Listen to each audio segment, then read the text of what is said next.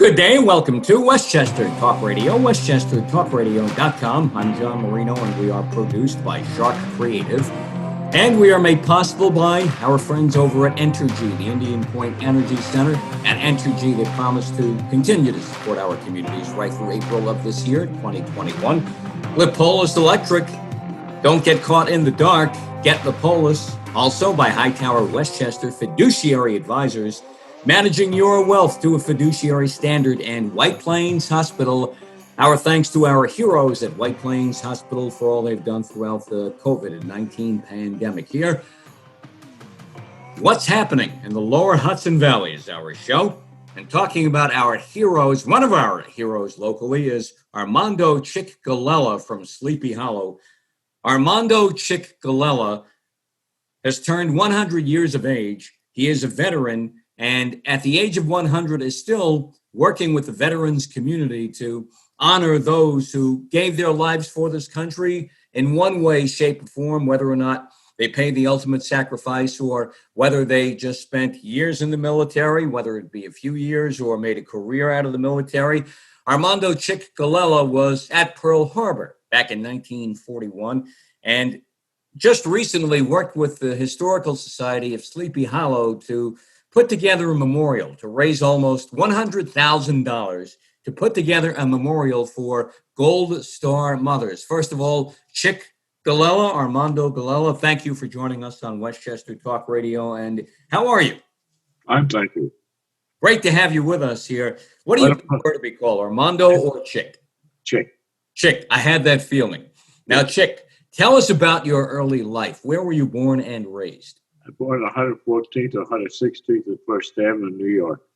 That's where I come from, East Harlem. I was born 118th Street. So we used to go to the same places a few years apart, like Capola's Pizzeria on 114th and First Avenue. We ordered from there every Saturday night. So you lived in East Harlem like I did.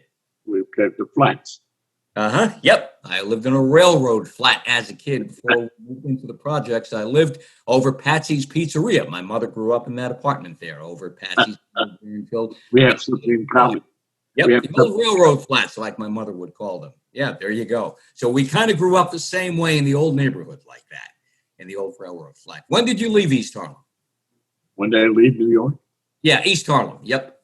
I left New York, East Harlem somewhere when I was 4 or 5 years old. I moved to North Tarrytown at 26 Barnard Avenue. My grandfather had a home at 26 Barnard Avenue. I guess his wife passed away, so he asked his daughter and my father and my other two sons to come to Barnard Avenue, 26 Barnard Avenue, which we took to, I don't know what year. I guess it was. Where did you go to school at that time? When I went to school. I went to school in North Tarrytown Grammar School and North Tarrytown High School. What year did you graduate high school? 1939. 1939. And were you drafted into the service at that time? I joined. There's a draft at that time. And jobs were not hard. There were jobs available. And I told Mom I was going to be drafted. I want to join the Army. Of course, our mother said no. But I insisted. So I said, Mom, they're going to take me anyway. Let me go and join the Army. And that was back in 1940. I just graduated high school. I was 19 years old. We had a wall on Beekman Avenue where we all met like all these young fellas and said, well, why don't we join the Army? They're going to take us anyway. So Forrest went down with McGuire, Lennox, and a couple others. And myself, we went down to 39 Whitehall Street. Where the service where you wanted to join the Army. Now, you saw everything going on at that time over in Europe and what the Japanese were doing to try to consolidate and take power over in Asia. Didn't that worry you when you decided to join, or did it just come down to they are going to take me anyway, I might as well just go do it? Well, I didn't have no recommendation what's going on in Europe, but I didn't pay no attention to it. All I knew that I was going to get drafted. I wanted to get it over with, serve my 18 months and come home. So I went down to 39 Whitehall Street. Of course, you have to take an examination before they accept you in the Army. I got on the scale, and the doctor said, we can't take you. I said, why? You don't weigh enough. I said, what's the weight? I said, 110 pounds. I think I weighed 108. I said, well, what will you do? So he said to me, he said, what do you want to do? I said, I want to join the Army. That's why I came down. To go down the street, get some water, bananas, and come back. Like a boxer would do to make weight, right? So I gained a couple of pounds, and he put one on the scale, patted him on Aunt Benny, and said, take your oath, you're in. Uh-huh. So if you didn't eat those bananas, for example, you might not have been in the service, at least not at that time, not yet. Yeah. They wouldn't have accepted. I had no idea the service had a weight requirement there. I know, I didn't have, I think it was 110 pounds. Uh-huh. And when I was young, I couldn't cast a shadow. I was so skinny. That's why I got the nickname. How did you get a nickname of Chick from Armando? Mm-hmm. So I used to go to the beach, and here comes, running with my bad skinny legs. Chicken legs, here he comes. Uh-huh. Chick. So that's how you got the name. That's how they got it. And around the neighborhood, we had a few guys named Chick along the way, too. So maybe that explains why the name was so popular at that time, back in that generation, in that era. My father, who is 92, had a few friends named Chick from the neighborhood also, too. So as you joined the service, what happened then? Where were you assigned at that point? So they sent to Fort Slocum, which is a newer show. It was like a repo depot. Stayed there for a month or so, and we got on, and sometime we shipped out. We got on the boat called the USS Hunter Liggett. So in December of 1941, you were at Pearl Harbor when the Japanese attacked. That's right. As best as you can recollect, describe that day for us. You wanted me to go back then? Yeah, that day. What was that like for you? I'll tell you, I think I was 20 years old, and we have a house inspection. Your house inspection where the captain comes in and inspects your quarters, make sure your bed is made right, make sure your clothes are put properly, you hang your clothes.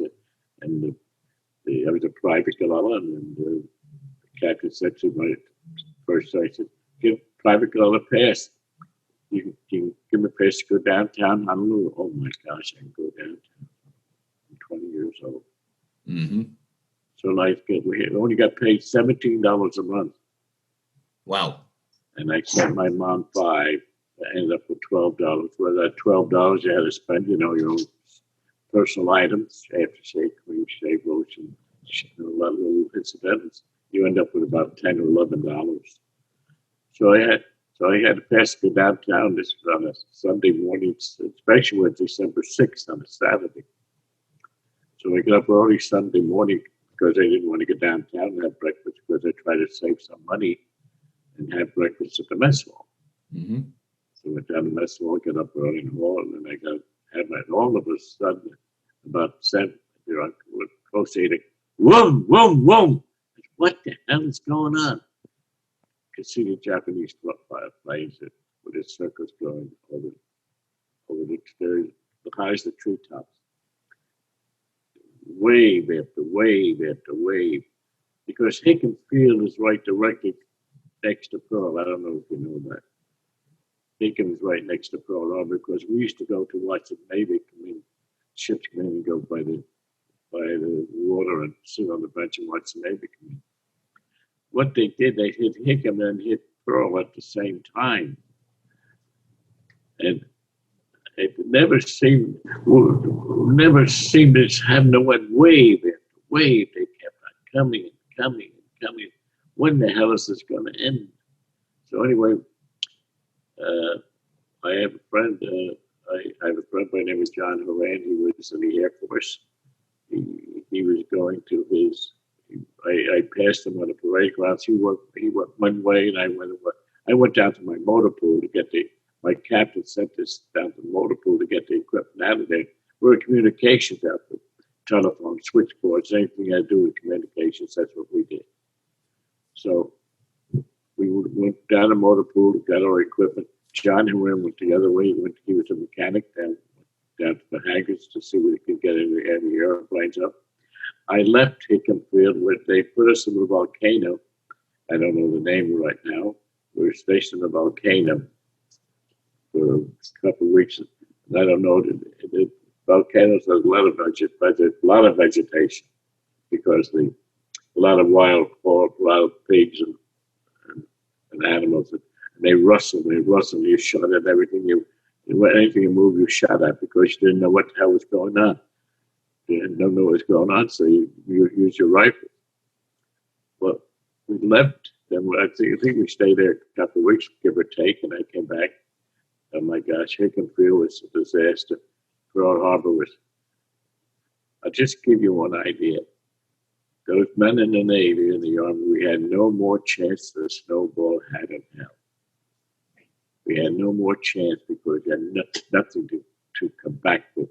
No airplanes that go up because they destroyed the airfields, destroyed the hangars, and the air they destroyed them. They controlled the whole. They had no opposition because we couldn't get no planes up because they destroyed the hangars and the airfields.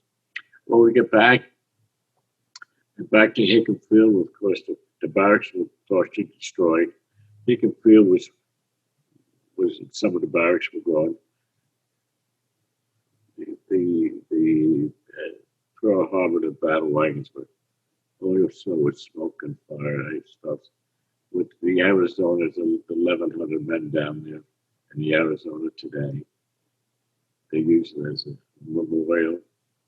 And I said, oh my gosh, what are we going to do now? But anyway, my friend, we got a little thing, and I said to John Horan we both came from North Tarrytown. I knew him in school. He graduated in 1938. In 1937, I graduated in 39. I know the family. They only lived a couple of blocks from us in Barnhart Avenue. They lived on Beekman Avenue. So I went to my friend and I said to him, where's my friend John? He got killed that day. Shrapnel took the back of his head. Hmm. So anyway, things go on. So we went from the company. Now the war. Then President Roosevelt declared war on December 8th, the day of infamy. So from the company, we became a battalion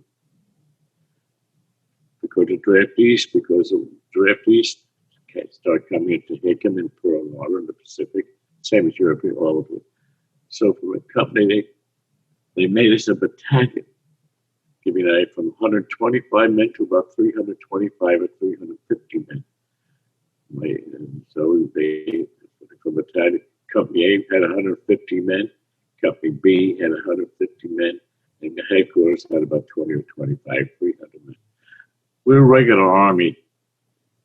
The draftees come in, so what they did took us as a nucleus to train the draftees that came in. So my captain come to me, he said, Private Galella. I said, yes, sir. You graduated high school? I said, yes, sir, I did. You can read? I said, yes, sir, I can. You can type? I said, yes, I can, sir. You're in headquarters section. Because people don't realize at that time, back in the 40s, the young men weren't getting no education. I'm talking down Tennessee and down the South. Some couldn't even write their names. I don't know if you know that. They couldn't write them. Good soldiers. They paid it. They would do anything they asked them to do. They're good soldiers for their country. I'm not trying to belittle them anyway because of no education. I would not do that. They're to serve their country. We're the greatest generation. We are the greatest generation because we worked hard, we played hard, we fought hard. Mm-hmm. We asked for nothing and did our job and did it very well. Mm-hmm. And that's why you are called the greatest generation for all the sacrifices you made and all you did for this country. Anyway, we came from a company. I was battalion. I could rank a battalion sergeant major. Why? Because a little high school education. The only person I talked to was my colonel. Sergeant Galella, we're in Hawaii. Said, Sergeant Galella, yes, sir. Pack up, we're leaving. I'm talking about Hawaii. I said, Any special place, I think you don't have to know about it. When you get aboard troop transport, we'll talk about it. Just a long story short, we moved from Hawaii, went to Tinian in Saipan. The island Tinian was secured. So we're there, that's like sometime in March. So anyway, we're on the island of Tinian. I don't know if people know or aware of this, but Tinian is the island where the B-29s were practiced for bombing by Nagasaki. It was off limits to us. We could not go into the area off limits because it's very highly. That's the word we use. So anyway, we're off limits to us. We're on the island of Tinian. And that, see, my job as battalion, my colonel said we had companies that went all over the Pacific because we were communications. The islands you never paid a little Kwajalein, all small islands you never heard of. We had 35 or 40 men in communications there. We bring them back. So back in April of 45, April 45, give or take. No, March of 45, I'm sorry. My colonel calls me in, this Sergeant Galella, yes, sir. Pack up, we're leaving. I just said a minute, we're on the island, we're comfortable here. We have our sleeping egg quarters, we have our mess hall, we have our little, watch the outdoor movies. What did I just tell you, Sergeant? Pack up, we're leaving. I said, yes, sir. Let's call my two first sergeants. Pack up all the equipment, all our 4x4s, all the wire, everything that we had. The troop transport on the pier, talking about Tinian. We got on the island of Tinian. We got attached to the 1st Marine Division. The 1st Marine Division in April of 45 invaded the island of Okinawa. I don't know if you're aware of that. The invasion of Okinawa was bigger than the war of Normandy. So anyway, we got aboard ship. They put us in the hole. We had each standing up. We had to do our private duty in the trough. We had to sleep 3 high. And men got seasick. Some wouldn't even eat. And I had to talk to them because of, please, we're going to get off. You got to eat, you got to. I don't understand, but people don't realize you have to be combat ready. You don't know what you're going to run into or what you're going to see or what the enemy has. You have to be combat ready. Mm-hmm. No matter hell or high water. Because come D-Day comes, you go no matter what. Well, anyway, so we're circling around the Pacific, and I said to my colonel, I don't want to die here. I do not want to die here. Because you got to be worried about the summer. We're an invasion force, concerned about submarines, which could blow up anything they want, but I said, man, well, he said, Sergeant, tell you we're waiting for the battle wagons because we had to land on the island. April 1st, 1945 was the invasion of Okinawa by the 1st Marine Division. Our D-Day was the 3rd or 4th or 5th of April. You go, come hell or high water. You go. I don't know if you know, just give you an idea. So we thought, give me an idea. The Navy did such a great job of hitting the island. Give me an idea. The city of Naha had a population of about 40 or 50. I don't know exactly, but it was a city. When the Navy got through bombarding, only one building was left standing. Made our landing easier because the Japanese went into their tunnels and their caves. Mm-hmm. Because the 1st Marine, April 1st, when the 1st Marine Division went in, we went in 4th or 5th day in April. I don't know if you've heard of a Jacob's Ladder. Yep. Jacob's Ladder, we had to get on the Jacob's Ladder onto a landing craft and we hit Yellow Beach. Mm-hmm. Our headquarters in Okinawa was Yantan Air Base. So we had to walk from the beach to Yantan, protected. We had about two or three men with flamethrowers. As we go by, so flamethrowers go into the caves and make sure everything right. And my colonel said, Sergeant Glover, burn that house. Sorry, burn that house. I said, yes, sir. They got to run across with a flame. Blow that house, burn that house. I said, and why? He said, because afraid that they have snipers inside the roofs. And they could, pick you up one at a time. So we went up there and we hit our Yantan Air Base. And we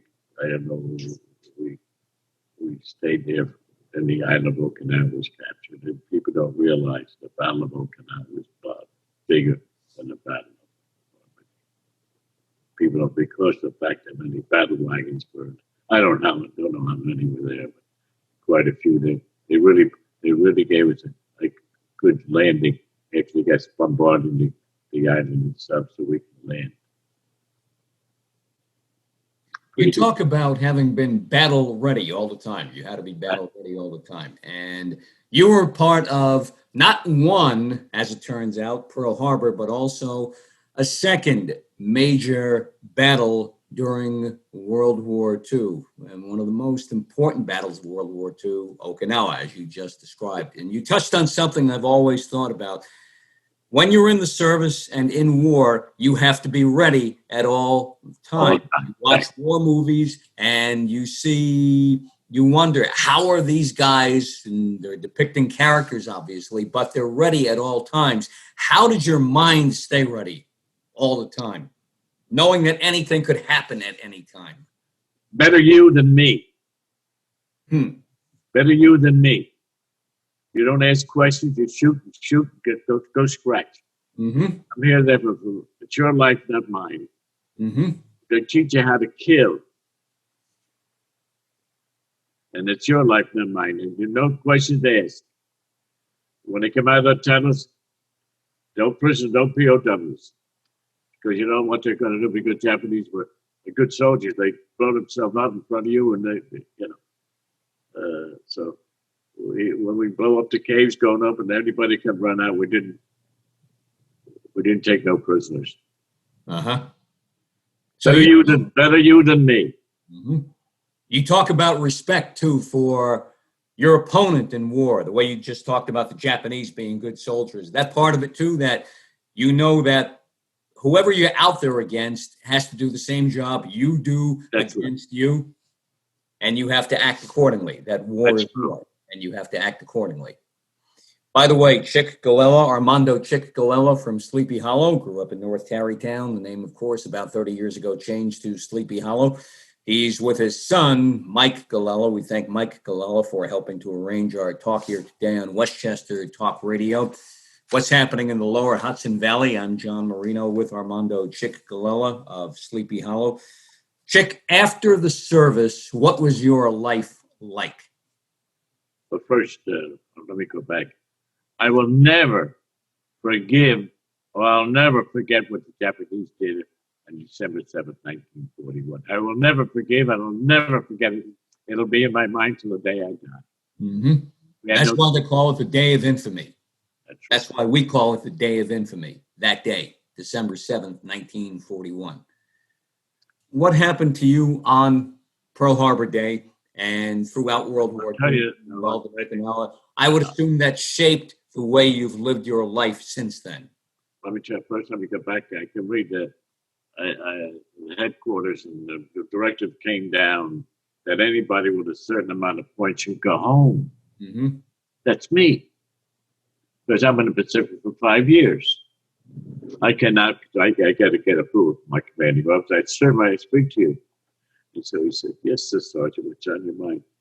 A directive came down from headquarters. I have enough points to go home. Is that right? The war's not over. I said, sir, the war's over for me. I'm out here for 5 years. How lucky can I be? So they threw me out of Okinawa. He wants to know when you came back. No, I'll come back. No. Just go right to it. You don't need to have many. No, I want to tell them this. I think it's important. Go right ahead. Yeah. It's important. So they flew me to Guam. We got on the ship. The war ended in August of 45, going home. War with Japan ended now. Now you're okay. Now you went another question. Yeah. And your life after that, the way you've lived since then, is it based upon your experiences in World War II and what you learned during the war, the way you lived your life after that? You had experiences that practically no one you can think of had. These are totally unique experiences being part, not just Pearl Harbor, but Okinawa too. So anyway, got home, got discharged. I didn't find any job, but I ended up selling. I was an automobile salesman. Brown Chevrolet. I ended up with Frank Chevrolet in North Tarrytown for 30 years. I was very successful, I might say. I was the highest salesman in Lower Tarrytown, so, but that's neither here nor there. So I got politically motivated. You know, the I don't want to say the villagers, when they talked about discrimination, the Irish ran the village of North Tarrytown for 40 or 50 years. So we said, well, what's going on? So we formed a good government party. Joe Galligan, Chick Galella, Ed Croak, Bill C., and Mo Levy. We ran a good government party. None of us were politics before, but running, we said, well, we need a change.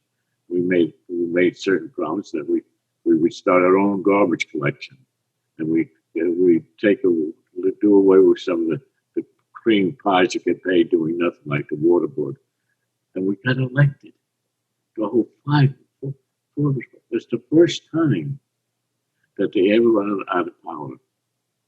Joe Galligan was the mayor. I was fire commissioner, and I became deputy mayor at the time.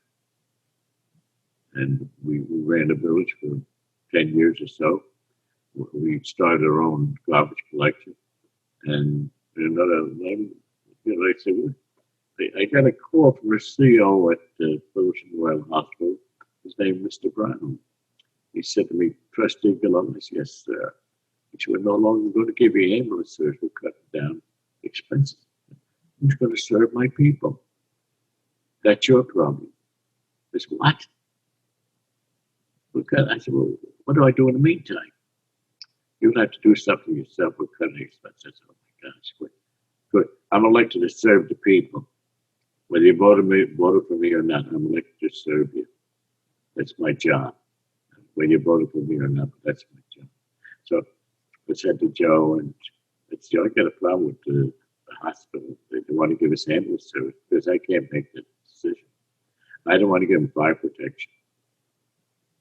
So I called Mr. Brown. I said, Mr. Brown, since you're not going to service our community with ambulance service, I don't see how we're going to give you fire protection. Oh, then you get backed off. There's something we can do. Yes, let me work out something. Give me a couple of months. We'll do our own ambulance. But I can't do it. I can't do it in one day. I got to get people that will have to get. I have to get people with experience. It's true. When you tell the truth, it's easy. When you lie, it's hard. So you've had a life of public service. How involved with veterans groups have you been through the years?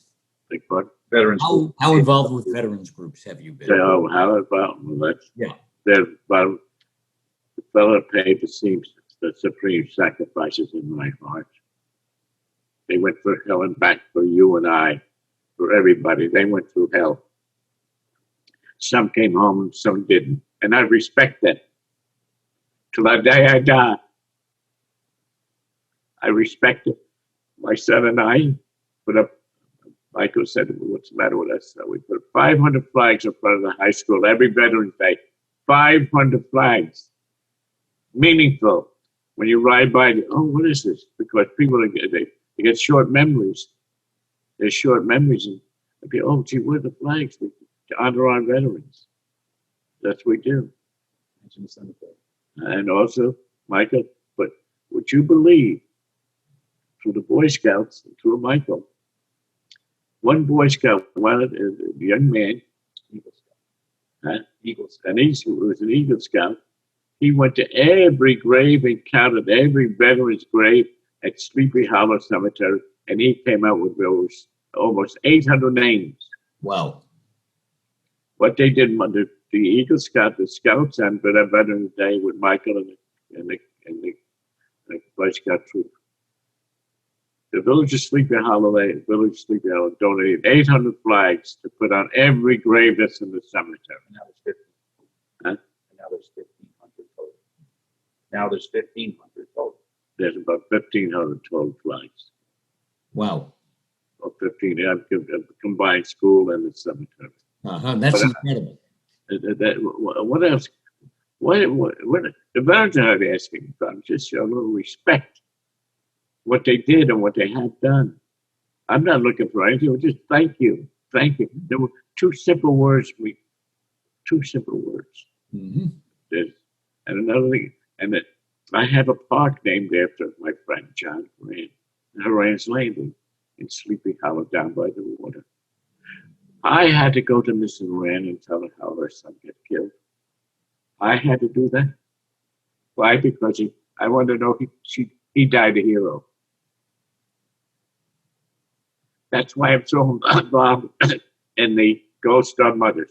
Mm-hmm. You'd be surprised how many people don't know what a Gold Star Mother represents. Explain that to us, if you would. Explain that. Tell us what a Gold Star Mother is. Gold Star Mother is a mother who lost a son and daughter in service, in combat or without. And what they do, the government give them a gold flag with a gold star in the middle, and they hang it on their doorway or in the window to notify that she lost someone in her service. A mother grieves forever till the day she dies. She raised her son and daughter, and they gave their life for their country. Who else deserves any more than a mother? Now, you've worked with the Historical Society in Sleepy Hollow to raise $95,000. I'm sure since that figure was published, that amount has been increasing, especially after the exposure you got recently in the media. I tell you, because of Michael, my other son Armando. Mm-hmm. But there's no I in team. Like Michael Jordan would say, yeah. Walter Payton would say, yeah. No I in team. With teamwork. Can you imagine we raised almost $100,000 in a little over 6 weeks? Is that all it took, 6 weeks? Not 2 months, I'll tell you that. Yeah, same range. Okay, $100,000. Unbelievable. Unbelievable. Because people thought the what's the word I want to use? It's worthwhile what we were doing with Gold Star Mothers. It might have had something to do with his 100th birthday. I don't know. My 100th birthday. Uh-huh. What is that? $100,000 less than 2 months. Would you believe that? From what you know, did most of these contributions come in locally from this area? Some gave hundreds, some gave thousands. Mm-hmm. Some people give 5,000. One guy gave 50,000. One guy gave over 50. Wow. Not to me, not $50. Not $50. 50,000. Yeah. Mm-hmm. You know, being nice to people. I knew these people. I never asked for nothing. This is the icing on my cake. Uh-huh. I could imagine. This is the icing on my cake. I could imagine. And you're going to see Michael. What's the guy's name? Michael? Andrew Chernak. What was it? Andrew Chernak. Andrew Chernak. He's a Vietnam veteran? Yes, he's doing the statue. Uh-huh. He's doing the statue out of Pennsylvania. Uh-huh. The statue alone is over $55,000. And we're going to have it landscaped. We're going to do it. The village and the people to see it, the people that came in, will be very, very proud. Will the memorial be at the Historical Society, where it's located? He wants to know where the statue is going to be. Oh, down Horan's Landing. Okay. Down by the river. Mm-hmm. Any idea how soon it will be ready? How long this might take to put together? May, Mother's Day. May. So we're talking basically in a few months. It's going to be ready to go. It's already in the works. The fellow, we always sent the man who's doing the statue. We sent him $20,000 to start the statue. We already, not I, the committee itself. It's not I and team. The committee itself had a landscaper with Mike and a few others where to put the statue. We're going to have it all landscaped. Mm-hmm. I'm going to have it, what's that thing for Michael? Platform. Oh, The granite stone, the granite stone and everything. If we don't have nothing, it should be done by Mother's Day in May. Can anyone who would like to contribute, can they still do so to help add to the pot? No, if they want. can. They can if they want, but to the Historical Society in Tarrytown. Yeah, so Historical Society of Sleepy Hollow would be the organization to get in touch with. Might like to. If they just look up Historical Society of the Tarrytowns, there's a place for them to give money if they want. Gotcha. All right, Mike. Thank you. Thank you, Mike Galella and Chick Galella. At the age of 100, I have to say this. Go ahead. You didn't have to do this. You could have said, and especially after everything you've explained to us today, your life, your times in World War II, the things you've done since then, you've been what I'm going to call a civically oriented guy straight throughout your entire life. You could have said, I did my part. I'm going to kick back and watch the Yankees. You could have, but you didn't do that. No. You just said, what else can I do? But like I say to you, this is the icing on the cake. There's not much more that I can do because I think my family now will carry on with the flags and all, which I hope, and the Boy Scouts know about it because all our veterans are like the VFW, where they're all closed and the membership is dwindling. So there's no one there to do it. So how if you just forget about it? Oh no, somebody. But if you have the personality and get people to do it, it don't ask. It does not ask to help. No, never hurt nobody. Doesn't hurt to ask. And it don't hurt to ask. And most people will help you if it's worthy. Do you think in this country we forget days like a Pearl Harbor, events like a 9/11 too quickly, especially the way this country is now, so divided? These were events that unified our country. And yet it seems like, at least to me, we forget these days too quick. 12 million Americans lost their lives so you can protest. But that doesn't give you the right to destroy property and take people's lives. I'm against that. You have to pay the penalty, whatever you've done. The American soldiers lost their lives so you can protest. You've got a right to protest, right? But you haven't got the right to destroy people's property and their lives or earn their livings. That is wrong, and you got to pay the penalty for it. And I don't care who you are or who you belong to. You can't do that. And I have to say, you fought for the right to protest by what you did in the military and the things you've done since then. Yes. You fought for the right to protest. What are your plans from here on out? For example, working with other veterans groups, organizations, anything in mind at the moment might like to do, or is it I don't think that something comes along, you do it? I think He just keeps making pasta, fresh sauce and meatballs, and he just made eggplant parmesan. I cook. That's great. We make him cook. I make eggplant parmesan. I make my own sauce. I make my own salad. I give it away. Mm-hmm. My mom taught me that. Yep. The old Italian way. Make it and then give it out to somebody, right? You have what you need and then you give away the rest. I'm going to tell you this. Tony Bennett is up on Facebook many a day with his wife. And Tony, of course, is an accomplished artist, but he's a great cook, too. So he puts up pictures of all the Italian stuff that he cooks. And he'll always say, I got it from this cookbook or from this person or something I remember from when I was a kid. And I think he's gotten his wife to learn to be a great Italian cook too. And they'll always have their wine selection. Oh, One thing to watch on Facebook to see Tony do this. He's in his mid-90s and he enjoys the cooking. You can tell he enjoys the presentation of the cooking too. And you're in that category too, I see. I know. Every 4 o'clock I have my cocktail out. Uh-huh. Glass of wine and an apple. Uh-huh. My father at the age of 92 is kind of like you. He has his at 5 o'clock every day. He has his set time. 1 o'clock, I do this.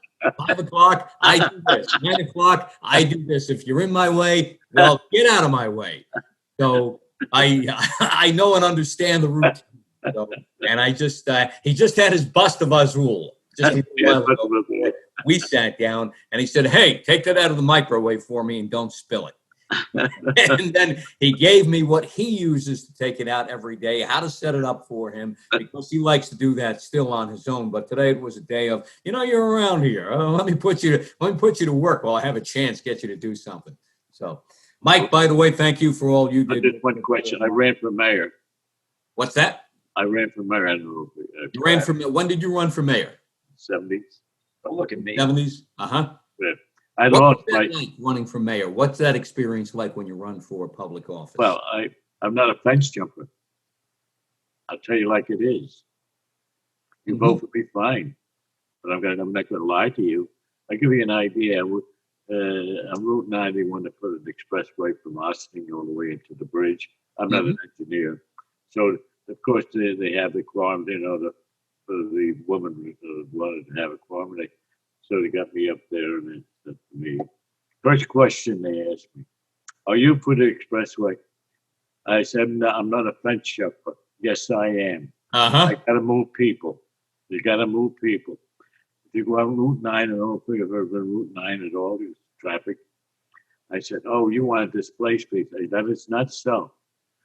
If a person moves, they better themselves. And so they said, well, I said, if I have a fire on Route 9 and I can't get there, whose fault is it? Mine? I'm the fire commissioner. You did nothing about it. I'm trying to protect my home, the homes of people, the people's lives. I told another friend, I lost by 60 votes. I have to ask you this. When the name North Tarrytown changed to Sleepy Hollow, what did you think about that? Well, I mean, it's like I changed the street you live on. Well, you changed the street. Well, I can understand they were trying to get tourism. I can understand. Sleepy Hollow, like the legend of Sleepy Hollow. Right. Think about Crane. I'm sure the name change made Rip Van Winkle happy. That's right. That's all right. Armando Chick Galella of Sleepy Hollow. What a life you've lived. We thank you for all you've done. Your experiences in World War II helped leading the way in Sleepy Hollow, the things you've done through the decades and what you've just done, what you're doing now, helping put together the memorial to the Gold Star mothers in Sleepy Hollow in connection with the Sleepy Hollow Historical Society should be ready in May. You've raised at publication time in the New York Post about a week ago, 95,000. Now I guess the figure is over 100,000 and growing. Our thanks to Mike Galella and his son, and Armando Chick Galella, thank you again. And congratulations on all you've done in your lifetime. And we know there is more for you to continue to do. Like I said, you strike me as the kind of guy that if the phone rings and somebody says, Chick, can you help us out with this? You're going to be there. And that's what it's all about. There is no I in team. Thank you, Chick.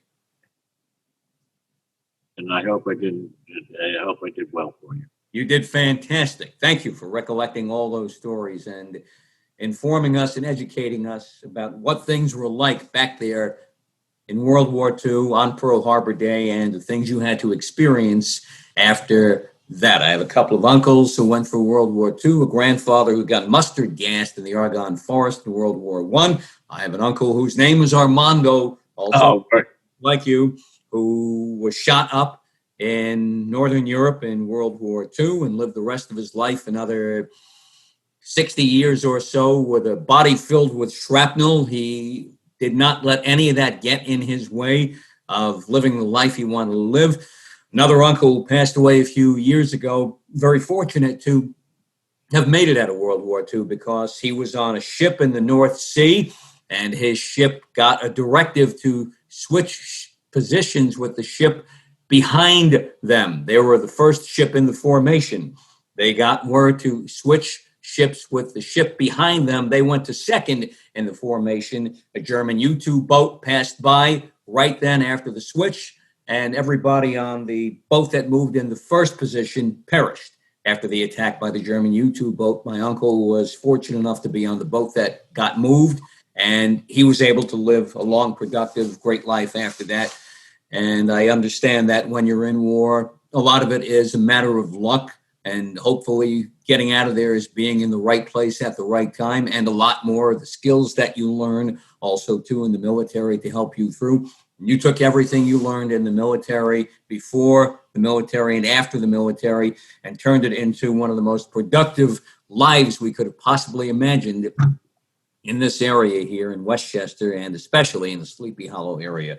Armando Chick Galella, thank you. All the best. And we know that you will always continue to serve our country in everything that you do. Thank you very much. Thank you for your time today. Thank you to Mike and You're very welcome. Thank you. Here on Westchester Talk Radio, what's happening in the Lower Hudson Valley, I'm John Marino, and we are produced by Sharc Creative, made possible by Wartburg Healthcare and Rehabilitation in Mount Vernon, Park Sterling Realty in Bronxville, Michael Labriola Landscape Design and Construction in Armonk, and our title sponsor, Entergy, the Indian Point Energy Center, supporting our communities through April of 2021. Catch all of our Westchester, Fairfield County, Putnam and Dutchess Talk Radio programming, along with our Salute to Veterans and the Military. This is Why We Stand, hosted by Joe Archino, on our YouTube channel, Sharc Creative YouTube.